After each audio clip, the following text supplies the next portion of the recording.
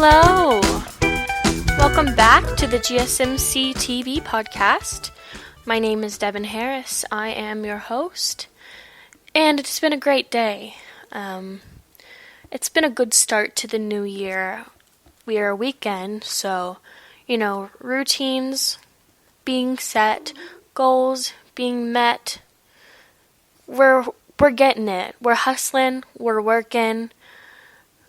Clock not having our resolutions in check this year. We're doing it. We're taking charge. We're taking back 2020 because I think 2019 for everybody was just rough. From what I hear, or from my circle, my peeps, if you will, I heard that 2020 was just, I think a fever dream is a good way to describe everything about 2019. I mean, Cats came out of 2019. I think that's all you really need to know. We're closing the book on that. Anywho, today we're going to be talking about The Bachelor Episode 1. I'll do a quick recap. A new show that premiered last night, Zoe's Extraordinary Playlist.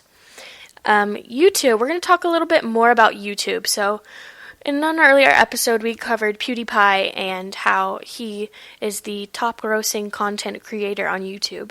But we're going to flip it and talk a little bit about YouTube's streaming platform and how cable and, nightly TV are almost obsolete to millennials. So we'll talk a little bit about that. I know that's especially true in my case. I don't even watch cable. I watch, Netflix and Hulu and Amazon Prime and YouTube series. You don't even really need cable these days. We'll talk about the CW. They've renewed 13 series for 2020. And then finishing off, we'll talk a little bit about my childhood crush, Josh Hutcherson. I love him. Well, not so much anymore, but I was thinking the other day, and my best thoughts usually come to me right before bed or in the shower. I get all of these ideas. Like, I could build a multi-million-dollar business corporation before bed if I had, a pen and paper next to my bed. Maybe I'll create a segment, Devin's, brain at 1 o'clock in the morning. But we're going to talk about PETA. Pilot Pete to start out, and let me tell you, I did not intend to go into this season being happy of The Bachelor. The Bachelor premiered on Monday at 8/7 Central, and I was not disappointed. Every single year, Chris Harrison says this is the most shocking, the most dramatic season of The Bachelor, and I almost believe him. But this year, he might be right. All right out of the gate, these fine young stallions are pulling out all the stops for Pilot Pete, and they're bringing the drama, bringing the cattiness, bringing... My dog is eating. Can you, please? Anyways, the limo scene portion of the show did not disappoint.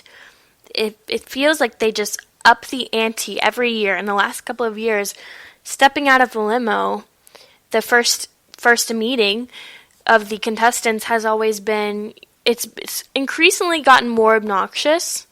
I don't know if that's, a running gag or anything, but this one didn't disappoint. There were tons of funny moments, so check that out. For the really, really hardcore fans of The Bachelor, they know that Hannah B came back. They showed it, teased it, and dangled it in front of our faces forever. And without giving too much away, because this is a TV podcast, I'm assuming you don't come here to get spoilers. I'll just try and keep it brief. Hannah B did come back. It is not what I expected. I did not expect this to go down. I was super shocked that she showed up. I was very curious as to why she was there. For those of you who don't know, Hannah B is the previous Bachelorette, out of which Peter came from her season. So Hannah was the Bachelorette a year ago, and Peter was a contestant, and among the contestants they choose a bachelor or bachelorette, and Peter was chosen. So now, he's doing his thing, and his previous love shows up, and stuff goes down, and she's not gone. She's not done yet. There are tons of promos for her, with mascara running on down her eyes, and it's super dramatic. Her crying and Peter saying, like, can you honestly tell me that you don't have feelings for me? And then Peter's mom is, like, seen saying, bring her home to us, and it's just super dramatic. The editing is goofy crazy this time around, but pretty engaging. It cuts out on the cheesiness as you get further into the series, I think, and I like the kind of corniness, the goofiness. As I said, the getting out of the limo is probably the episode that I'm most likely to watch full through, because it's long. The shows are 2 hours long. The premiere was 3 hours, and nobody has that kind of time. I mean, I know I run a TV podcast, but my time has to be spent equally among all of my charges. So, overall, I'd give the first episode, for reality TV, I'd give it a B+, maybe an A-. It's engaging. Although it is long, it doesn't feel super long. They go all the way from the meeting to the first date, and that's all I saw. So moves quickly. I'd recommend recording it live and then fast forwarding whenever commercials come, because oh my goodness, 3 hours is just too much. But I hate to say it, but I like Pilot Pete. He's a cutie, and I didn't want to. I thought he was a scumbag. He probably is a scumbag, but he's a cutie. I don't know if it's those Cuban roots and those, dance moves, or the fact that he's a pilot, or the fact that he's like a sweet boy with like a bad boy side. Maybe it's that. Like, every girl wants like a gentleman that can, like, if you like put him in a leather jacket, he like transforms. Like, girls love like sweet guys with a bad boy side. Is that just me? I don't know. Anyways, yeah, so that was my recap of the first episode of The Bachelor, Peter's season. When we come back, we'll be talking Zoe's Extraordinary Playlist. Pretty interesting show. Basically, a girl played by Jane Levy, she goes in for an MRI. Her name is Zoe. And during the MRI, something happens, and her brain kind of, short circuits a little bit. And whenever she gets out of the MRI, she can suddenly hear people's thoughts via music. So I'll get more into that in a little bit. Stay right here with the GSMC TV podcast.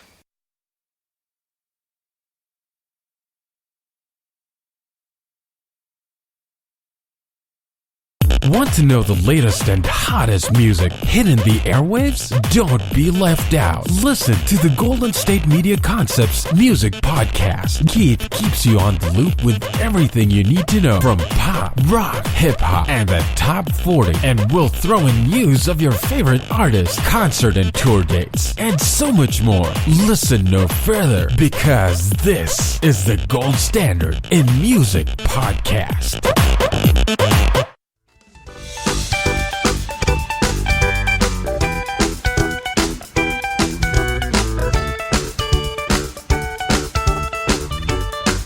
Hey guys, when we left off, we talked a little bit about The Bachelor first season premiere episode, and Peter Weber, everything new with Pilot Pete, meeting the girls, meeting Hannah B again, and me falling for Peter. Bachelor's on Mondays, so don't miss that if you want some trashy reality TV. The girls are so catty this season. It's going to be fun for sure to watch. It's like a burning pile of trash. You just can't look away. So, moving on, last night, a new TV show aired called Zoe's Extraordinary Playlist. It premiered last night. It stars Jane Levy. You might know her from Don't Breathe. Oh my gosh, one of my favorite horror movies ever. I'm a horror movie fan. We need a horror movie podcast. I would so totally eat that up. Or maybe I should just watch horror shows and turn this into a horror TV podcast. So, I love Don't Breathe. Evil Dead. She was in the Evil Dead remake, 2013. And then she was in Fun Size. She was in a couple of other things. Suburbia. And she was in What If, which is a smaller known horror movie. So she has a pretty decent resume behind her. And this role that I saw her in really surprised me because she usually plays pretty rough, kind of not so necessarily mute, but quieter characters that are sharp, witty, and edgy. And in this particular show, she plays a girl that hears through some supernatural event. She can hear people's thoughts, their innermost thoughts expressed via song. Think Glee meets like a light comedy show, like How I Met Your Mother. It's cute romantic comedy infused with music. It's like a musical. So Jane Levy, and then Lauren Graham, Lorelai from Gilmore Girls. Interestingly enough, I didn't know she sang at all. Skylar Astin. So the running joke with Skylar Astin is that, the big movie musicals can't get anyone else to play their leading man. He was in Pitch Perfect. He was also in Spring Awakening on Broadway. Fantastic. So he's got the chops, he can sing. I didn't know Jane Levy could sing, and I did not know Lauren Graham could sing. Both of these roles kind of contrast the types both of these actors usually play. It's a super fun concept. I'm just going to give it to you straight. It's super fun. Is it going to make it past one season? I don't know. I would be surprised if it did, just because it is cable TV. And this kind of ties into a theme I guess I'm talking about this week. And it's, as the platforms change for streaming TV and media, you got to be careful and selective on where you base your shows. Producers and directors need to be careful which contracts they sign with what channels, because there is a shift in media consumption for millennials. We are all into, media on our time. So media that we can find, not have to tune in, not have to record, because millennials are busy. We're not, everyone wants to think millennials are all avocado toast. It's not that. I'm not going to get on a soapbox, but I'll just say millennials are busy. The cost of living is crazy. Most of us swing 2, maybe even 3 jobs, as well as school and crazy astronomically high apartment rent prices.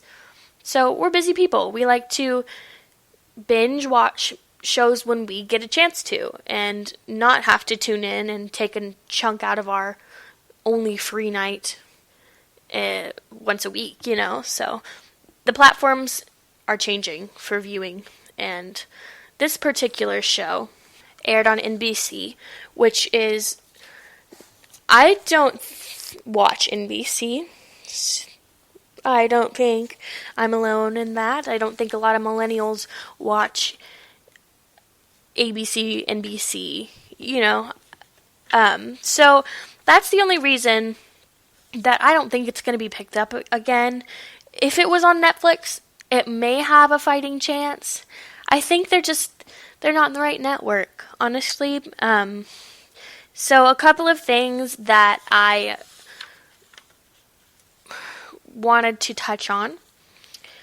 If you like, cute, funny rom-coms, this is for you. If you like musicals, if you liked Glee, you'll probably like this. Automatically, I picked up on the sassy black woman trope. So there is a sassy black friend, Some people say, this show couldn't get any more white, and then they added a sassy black friend, and I went, ooh, yeah, you're not wrong. So there's that. But it's super fun. It's cute. Probably won't last, but I guess we'll see. Jane Levy is to die for. She's so precious, and I love seeing this different side of her. And her and Skylar Astin, I'm interested to see how their chemistry plays out, because Jane Levy is a lot of the same type Anna Kendrick is, and Anna Kendrick was cast opposite Skylar Astin in Pitch Perfect for a reason. So that's my review of Zoe's Extraordinary Playlist. Super interesting concept. Hasn't really been done before. If you like musical shows, they're becoming kind of a niche thing. Check that out. It aired last night, so I'm guessing it airs every Wednesday, and it is currently on air now on NBC. When we get back, we're going to dive into that YouTube world and talk about how cable is on its way out. And instant streaming on demand is making its way in. So we'll talk series on YouTube. There are full TV series on YouTube, and yet we still have cable, and some people pay for cable. So what's not clicking? We'll talk about that when we come back. Stay here with the GSMC TV podcast.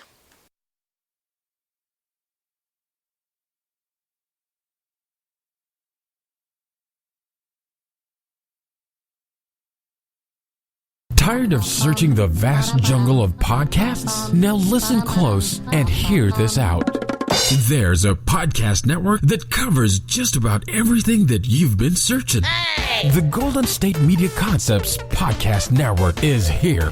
Nothing less than a podcast bliss with endless hours of podcast coverage.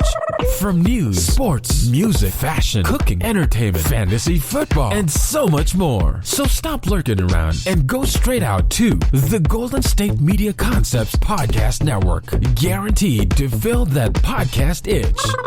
Whatever it may be. Visit us at www.gsmcpodcast.com. Follow us on Facebook and Twitter, and download us on iTunes, SoundCloud, and Google Play.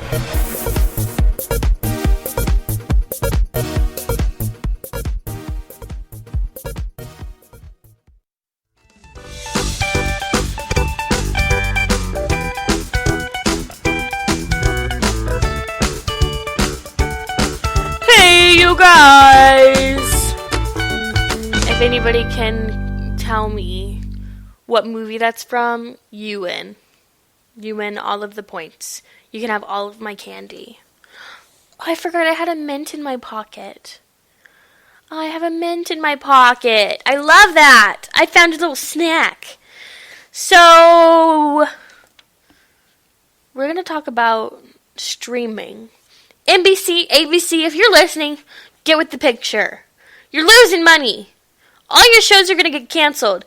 You want me to tell you why? I hate to be the bearer of bad news, but if you just, flip on, tune in, and listen to us, we will tell you what we want.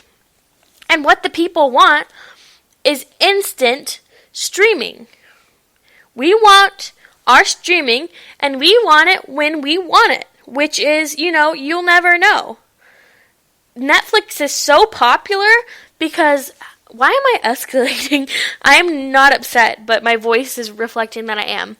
Netflix is so popular because they release every episode of a series at the same time, and so, we're in this, bingeable culture lately, where it's been a little while. Netflix binge and chill, and we like to go watch on our time and watch and watch and watch and watch. And, yes, it leaves with leaves us with a mild depression after, but, we put ourselves in that predicament and we're ready to deal with the repercussions. So if they just jump on board with streaming and the different platforms you can stream on, I think some shows would last longer. Because for me, I know that I don't want to sit in front of the TV and binge out at night. I don't. I'm a huge multitasker. I have a crazy amount of things to do. Schoolwork, a job, as well as podcasting, friends and family, and keeping up with my hobbies and the gym, and life gets overwhelming, and it's not ideal to ask somebody to take 2 or 3, in a series premiere case, hours out of their time to sit down and watch a TV show one night every week. Like, we're not in the 90s, early 2000s anymore. TiVo is out. It's not a thing, it's on its way out, and, get with the picture. Maybe save yourself some tears and money. We want to watch Netflix with our avocado toast when we want to watch it, not when you tell us to watch it. I think that's like a tagline for my generation. We're not going to do it because you told us to do it. We're going to do it because we want to do it ourselves. So, kind of rebellious, we just have a way. So, I was chilling. I've been on not a Netflix. I've been on a Jeffree Star kick for a while. It happens every couple of years, where I'll go and get super interested in something he puts out and, watch his videos. I've been really into watching, the YouTube beauty community lately. Baby! And, yeah, I'm on a kick. So, the reason why I'm talking about this particular topic is because when Shane Dawson released The Beautiful World of Jeffree Star, the internet kind of shat its pants. No YouTuber had ever created a series before. And I think that this is the digital age, dude. And there are, people are finally catching on and creating, YouTube Premium stuff.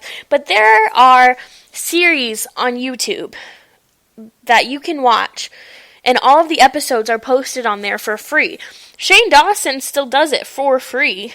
He created a 7-part series on the beauty mogul Jeffree Star, and it's on his channel for free for you to watch. He put his heart, soul, blood, money, sweat, and tears all into that, and it is amazing and so good. There's credits, there is music, the editing is fantastic. He's like a professional, creator.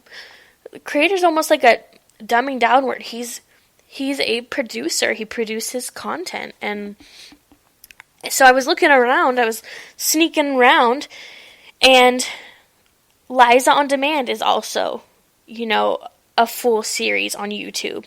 Liza Koshy is a comedian. She was with David Dobrik for a while.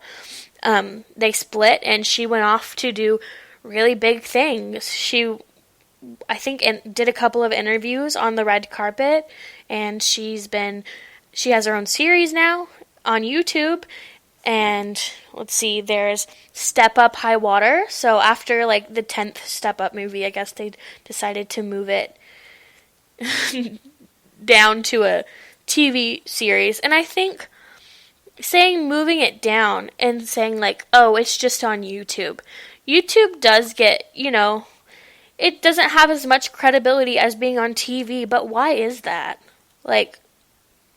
When you think about it, I would much rather watch somebody who busts their butt to make good content for me to watch, who is just like me and struggled to get where they are and worked hard to get where they are and is successful on their own, rather than watching some elitist celebrity make millions of dollars for 1 or 2 scenes in a movie. You know what I'm saying? It feels real. It feels accessible. It's like, oh, I can do this, you know? So there was a couple of other ones. There's Lies on Demand, Step Up High Water, and Analog Trips. So it's a K-pop series that takes us back to like the early 2000s. Sneaky peeky at K-pop. Streaming is in, dude. And I'm so excited to see what is coming to YouTube, what YouTube turns into, because it's been just a huge platform since the early 2000s, and every year the ante is upped. And as it grows and grows and grows, they have to keep changing their guidelines and content restrictions, but we get pretty cool things out of it. And YouTube is huge with millennials. You can basically teach yourself anything on the internet, you know, from self-help to psychology to beauty to fixing things to any hobby you can imagine. It's on YouTube. And I don't see why I would need to watch something that I'm not even interested in at 8 o'clock on a Monday night, sit down, park myself in front of the couch when all of the most hardworking, admirable, honest, and humble people are right there on my computer screen whenever I want to watch. I hope NBC doesn't sell my data to marketing advertisement firms, but that's my 2 cents on it. The world is changing. The digital age is changing. It's all, you know, handheld entertainment, and, you know, I've yet to see anything super bad come out of it, but that's the direction that we're going in. When we come back, we're going to talk about LOML and the CW, Love of My Life. Josh Hutcherson, not really. He's not the love of my life. He was the love of my life when I was younger. First, we're going to talk about the CW and everything that they're renewing in 2020 and 2021. A couple of first-year shows, a couple of veteran shows, and a couple of spin-off shows. And we're going to talk about my childhood crush, Josh Hutcherson. He was my boy. He was my, you know, awakening into adolescent romance. I freaking loved him. So we're going to talk about that, what he has been doing since the Hunger Games. And then, toward the end, I decided, you know, I was watching Arthur the other day. Don't ask me why. Don't try and figure it out. I just was. Let it go.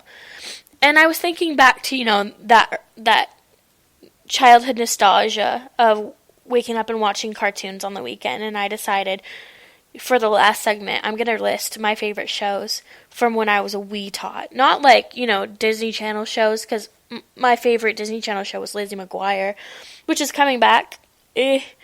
But, you know, shows from when I was younger, like early morning Nickelodeon cartoons. So we're going to cover all that when we come back. Thanks for listening to the GSMC podcast. We'll be right back.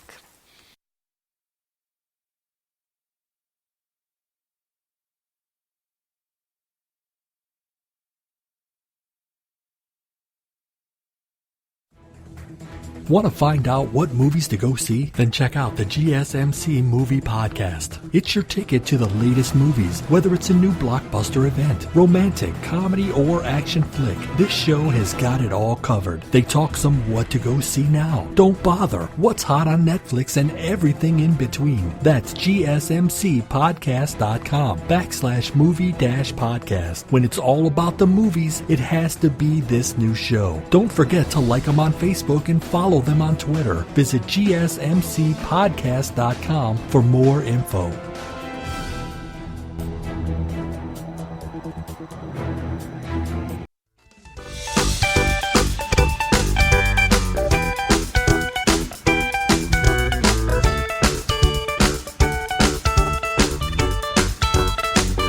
Hey dogs.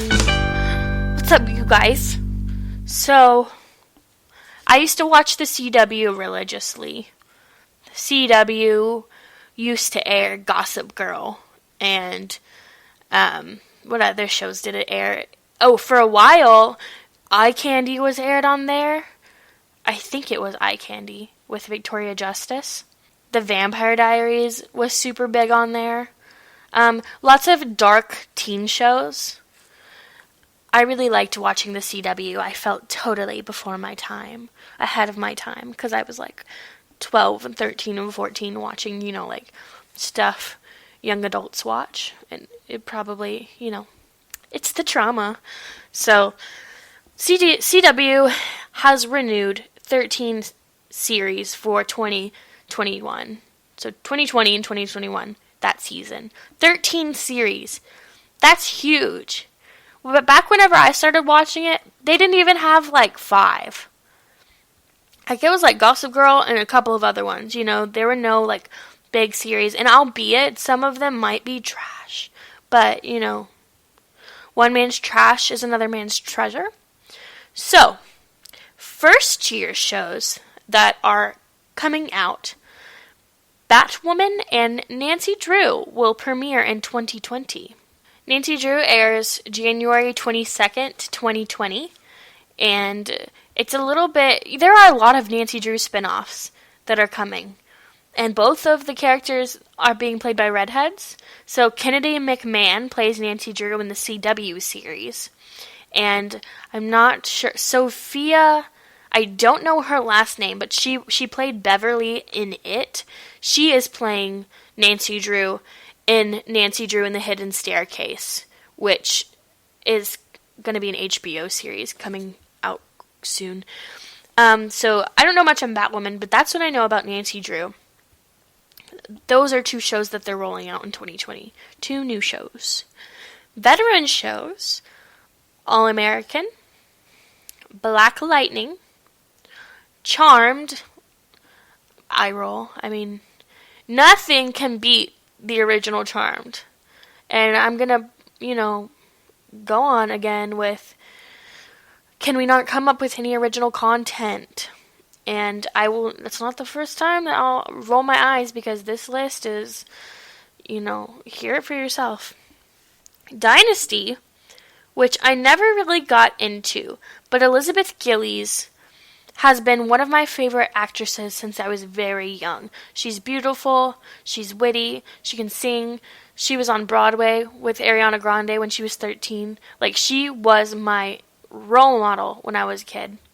I loved Liz Gillies, and then she went on to do Victorious and kind of, The Flash, In the Dark, Legacies, Legends of Tomorrow, Roswell, New Mexico, Supergirl, and Riverdale. No shocker with Riverdale. I was super, super into Riverdale. The first season. I love Cole Sprouse. And I love Lily Reinhart, but I had a huge crush on Cole Sprouse. I feel like I had a huge crush on everybody. I had a few crushes, like TV crushes. Josh Hutcherson and Cole Sprouse. Cole Sprouse, I had an intense Cole Sprouse obsession. But, so Riverdale was on the CW, but it came straight to Netflix after, and that's where I saw it. So I'm telling you guys, like, half of the time I don't keep up with cable TV. I don't really watch it anymore. I'll watch The Bachelor because that's a tradition, but I didn't even know I didn't even know Riverdale was a thing until it came to Netflix, like 6 to 9 months after the whole season was finished. And this is crucial, vital information. I'm sure all of them know this. And, the people in, pre-production and back and producers are all aware of this. But I can see it coming. Like, they have to know that very few people, old people still watch cable. The millennials don't. We stream everything. But yes, I loved Riverdale. I was a diehard Riverdale fan, but I didn't really get into the second season. I only made it through the first.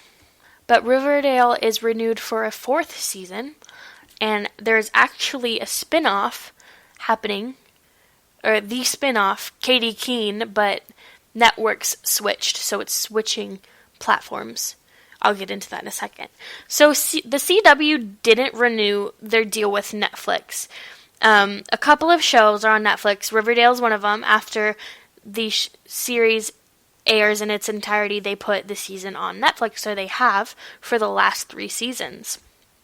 But the CW didn't renew its deal with Netflix this year. Ouch. And I wonder why. I wonder if it's because they're realizing, they need to invest their time and money into other streaming platforms because streaming is on the horizon. So the new scripted series will have new streaming homes. Batwoman and Katie Keene are going to be on HBO Max, and Nancy Drew is going to be on CBS All Access. And a couple of new things for 2021, which this makes me roll my eyes, but also I can see the draw. They're remaking Walker, Texas Ranger, but so that makes me roll my eyes. You can't, it's like eating chocolate or spaghetti in an old white shirt. You can't just keep remaking things because I feel like it loses its value.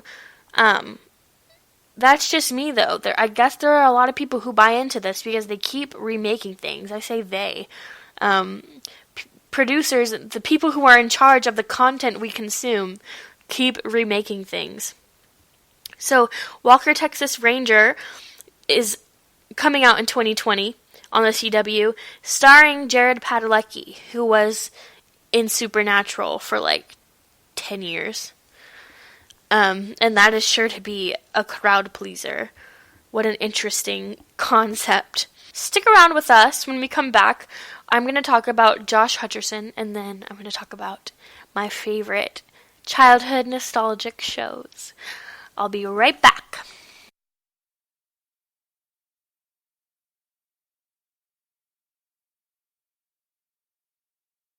Always on the go, but the day just won't be one without your Hollywood fix. Let Golden State Media Concepts Entertainment Podcast take care of that. Jordan and Keith is Entertainment Tonight meets Access Hollywood. I'm Jordan. The guy laughing, that's Keith. Yeah, I'm Keith. An all-inclusive look of pop culture.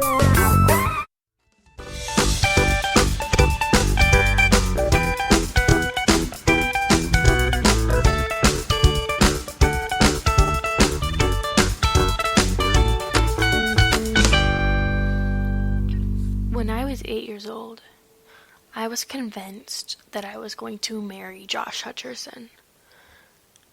I'm not kidding. I was 8.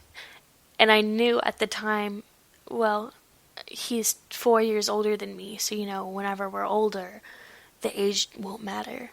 But at 8 years old, 4 years seemed like so long. Josh Hutcherson was 12 when I was 8. And my 8-year-old heart just beat it so quick. And I thought, wow, I was holding it down for him. That I was convinced I was going to always hold it down for Josh Hutcherson and that we were one day going to meet and just fall in love. And then he fell off the face of the earth.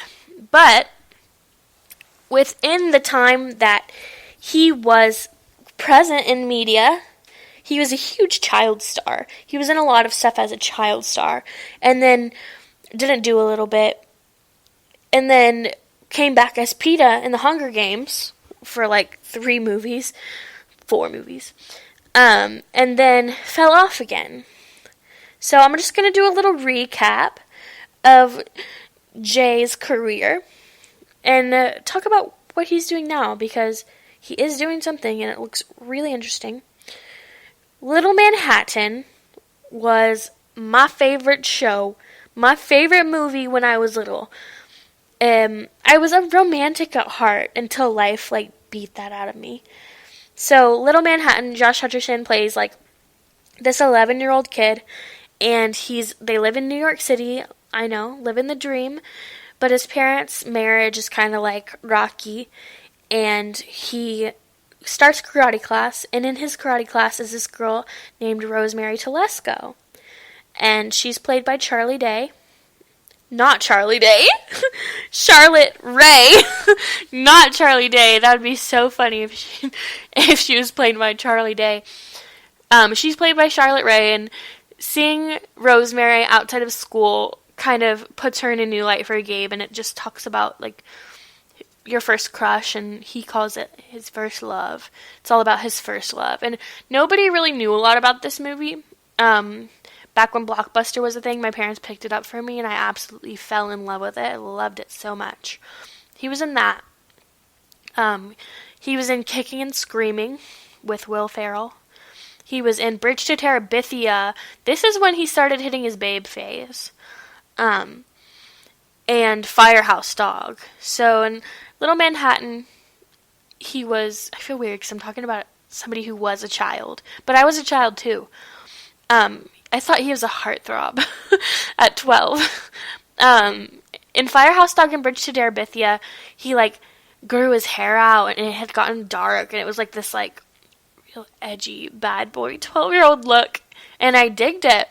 And then he did Journey to the Center of the Earth, and kind of fell off a little bit. For about, I want to say, 3 or 4 years, I grew up, sadly. I moved on. He grew up, he moved on, and we found ourselves in the Hunger Games. And whenever I ate those books up when I was a kid.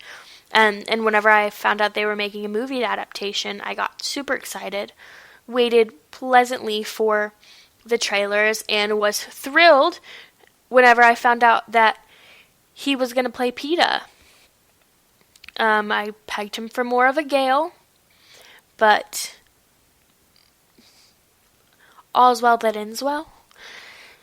So he was in the Hunger Games as Peeta for, goodness, 5-6 years, however long it took them to finish all that. My memory is fuzzy now. The movies came out back when I was in high school. And I'm not, I wasn't big on him as a blonde. I did not like him as Peeta. He didn't capture my imagination. But he kind of captured other people's, Everyone was Team Peeta, and I was Team Gale until I never read the last book. So, and I saw the movie. But I always ruin stuff for myself. So I saw the movie. I already knew what had happened in the book. And so whenever I found out what Gale did to Katniss and, everything that went down in the last book, I switched back to Team Peeta.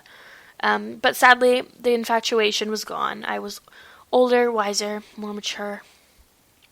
And then he kind of fell off again. Or so we thought. Although he's not doing much, he is in a movie that just came out, and it's called Burn. And it looks super dope. So it's different from all of the characters he has ever played.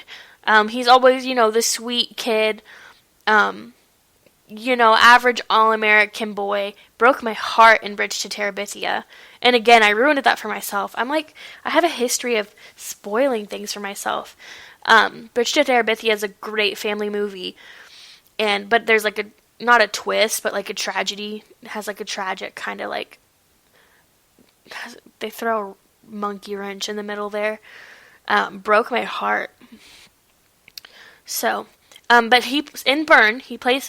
I think this movie came out in 2019. He plays a criminal. So he plays a thief, a man who tries to, I feel weird calling him a man. He's a small man. He's a short man. He plays a dude who tries to rob a gas station. And there are 2 gas station attendant clerks. One is your typical cool girl, and the other one is a super weird, awkward girl who is kind of off. She's awkward. She's made fun of in school. It's dark. The tone of the movie is dark. People tease her and bully her for being kind of off kilter, and so he comes in, tries to rob a gas station. Everything goes bananas, monkey bonkers, and hits the wall. And the gas station attendant who is kind of not all there, connects with him in a way, and there's just lots of twists and turns, and the movie doesn't end up like you expect it would end up, and I think it's really cool that way.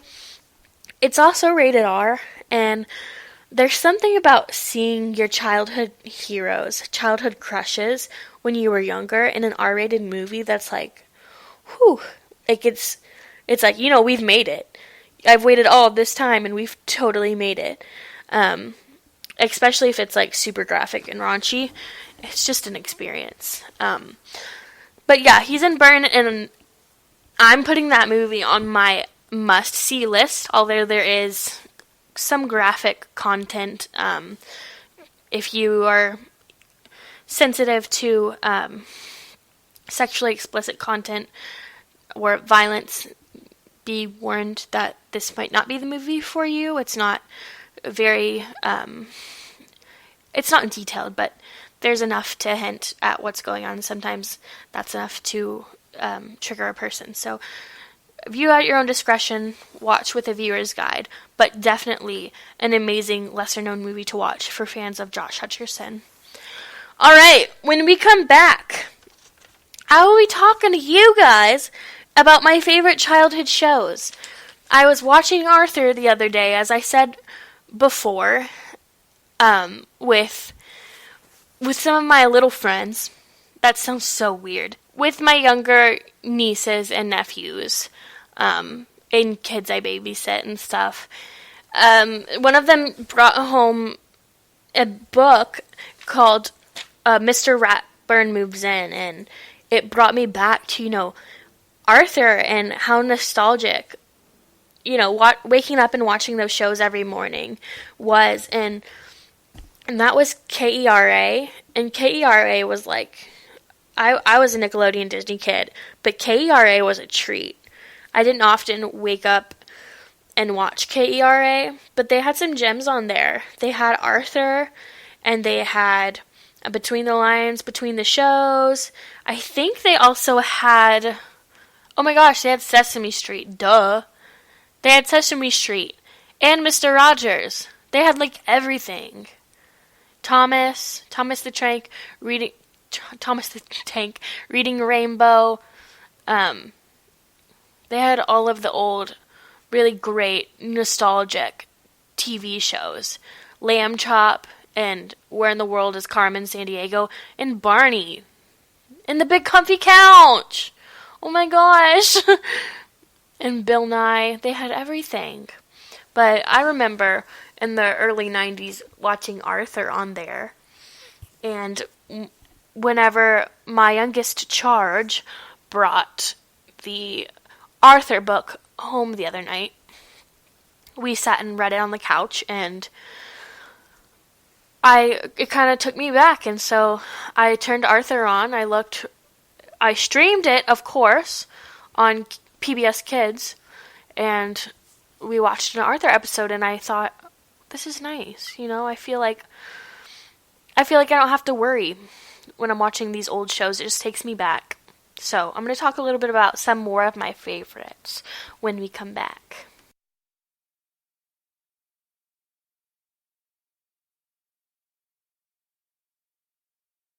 Are you tired of the same old news? Are you sick of the seemingly endless political spin and negativity? The GSMC America Still Beautiful podcast is a weekly news podcast covering all the top positive and uplifting news stories. We cover stories that will inspire, uplift, and remind you of the good in the world. Tune into the Golden State Media Concepts America Still Beautiful podcast to get all the great and positive news stories of today. Download the GSMC America Still Beautiful podcast on iTunes, Stitcher, SoundCloud, Google Play, or anywhere you find podcasts. Just type GSMC in the search bar.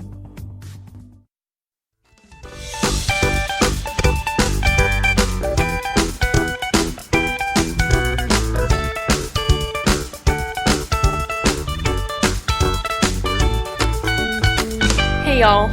Y'all. Can you tell I'm from Texas? Hey y'all, you all. So I'm going to finish up with my kind of, random little segment. Not really random, it relates.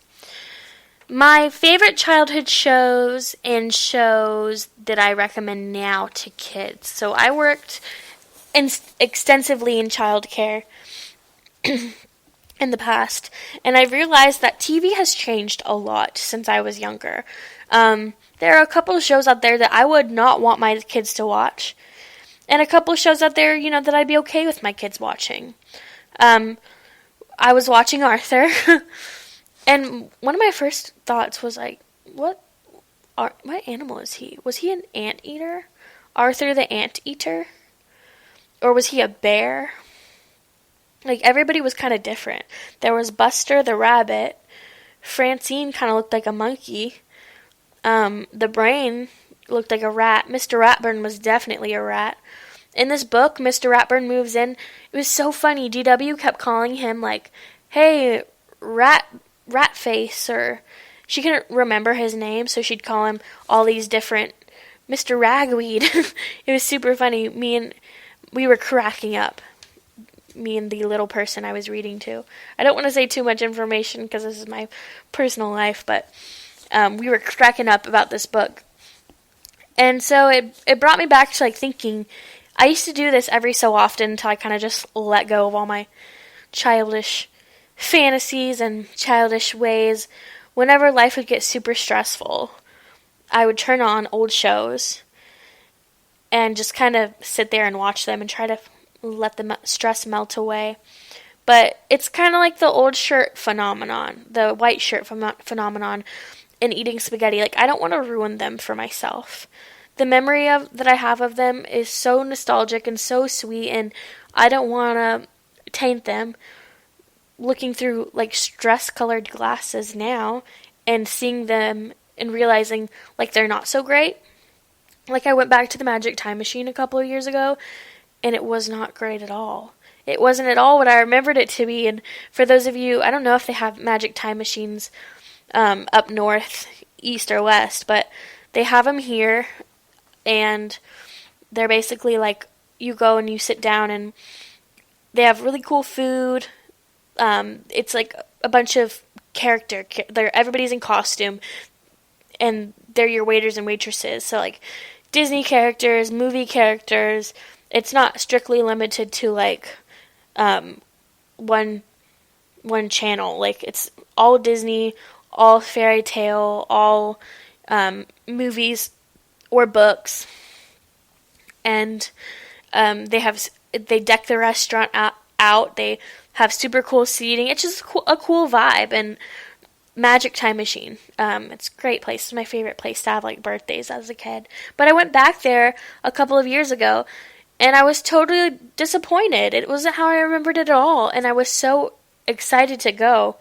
So I kind of pumped the brakes on dipping my fingers back into my childhood, because I don't want to, I want to remember it for being as it was. But I made a short list, like, I'm talking like one of my favorite shows, and then a couple of honorable mentions that I might save for later on. And this is off the wall because this was not anyone else's favorite show, and I don't know why it was mine.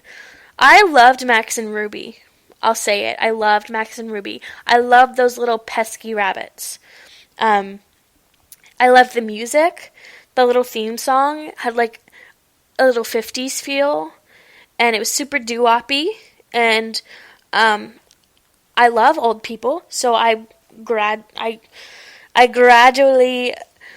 I always leaned toward it. The innocence of it, it was just, it's so pure, and it's so,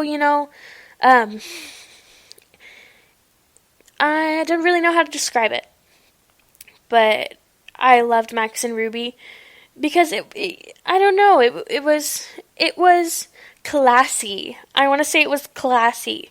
Like, Dora, you can only watch Dora so many times. Max and Ruby, I loved, it felt mature, it felt classy, it felt safe, and a nice place to rest my head. But the creepypasta totally ruined it for me. And if you don't know what I'm saying, or, like, talking about, I guess, if you're, you got a couple of extra minutes, go and look up Max and Ruby Creepypasta. But if you're a huge fan and it hasn't been spoiled for you, maybe don't do that, because it really kind of freaked me out. So, this is kind of embarrassing for me to admit, but I watched it a couple of times as I got older, and I'm talking like, whenever I had a sick day in middle school, I would sit and watch Max and Ruby, like a couple of episodes. I would even record them, and I did it a couple of times in high school too, because I just didn't want to let my childhood go, and I wanted to hold on to those warm, fuzzy feelings. And so I would watch it, and my stepdad even sat down to watch it with me a couple times, and later on, you watch all these shows and you catch things that you never really caught before, and it's super funny. Like, Max would always do the dumbest stuff, and he'd kind of like squint his eyes, and they're really comedic like moments. Max was being a little shit. But I like to go back and, watch those old things and laugh at just how goofy they are, what appeals to children and how different it is for adults. My honorable mention is Rugrats. I was the biggest Rugrat fan. I owned every tape that they made, like whenever they had like the 10th anniversary special or whatever, they would come out with like a couple of episodes on actual VHS tape. I had all of those. I had all of the movies, Rugrats, the movie, and then Rugrats Go to Paris. Oh my gosh. But I'm saving that for another time, because Rugrats was a super favorite show of mine. Max and Ruby was like early morning cartoons, but Rugrats was like anytime, any day, sit me down with some mac and cheese, and I'm going to go in on some Rugrats. So that's my kind of flashback to the 90s for right now. I'm sure that I'll do another one, and I'll go more in depth into Rugrats and some conspiracy theories and, taking a walk down memory lane with everything I remember. That's pretty much all I got for you guys today. As always, give us a like, comment, subscribe to our channels. We're on Instagram, we're on Twitter, we have a YouTube, and leave us a comment. Let us know what you liked, what you didn't like. Let us know what you want to hear and maybe what you don't want to hear. Your feedback's important to us, and we want to get to know you. I hope everybody has a super great night, and tune in for the next cast on Sunday. See you guys later. You've been listening to the Golden State Media Concepts television podcast, part of the Golden State Media Concepts podcast network. You can find this show and others like it at www.gsmcpodcast.com. Download our podcast on iTunes, Stitcher, SoundCloud, and Google Play. Just type in GSMC to find all the shows from the Golden State Media Concepts podcast network, from movies to music, from sports to entertainment, and even weird news. You can also follow us on Twitter and on Facebook. Thank you, and we hope you have enjoyed today's program.